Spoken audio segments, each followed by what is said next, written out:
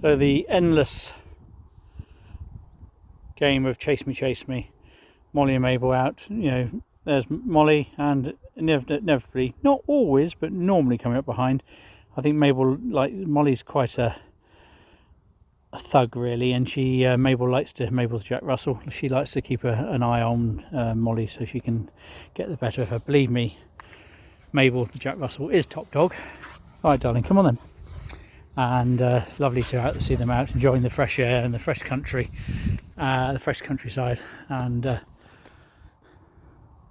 don't forget, if we're not very careful, the countryside is going to see a very different complexion over the next few years with this latest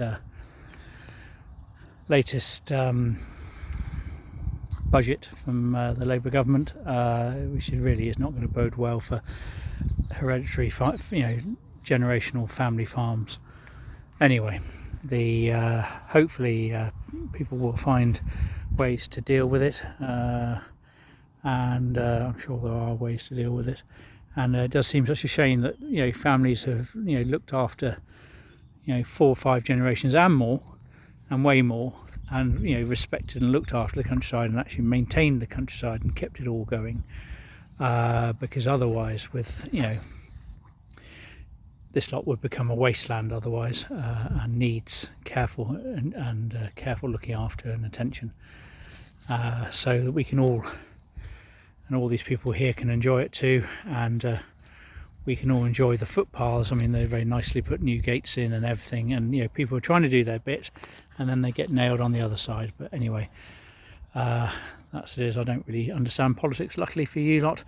But anyway, all the best from Top Banana Antiques in Tetbury, and let's hope the poor old farmers do get and countryside investors generally. I mean, so what if somebody makes a lot of money, pays their tax and buys themselves a country pile to make sure they've got a bit left over for their children and generations to come.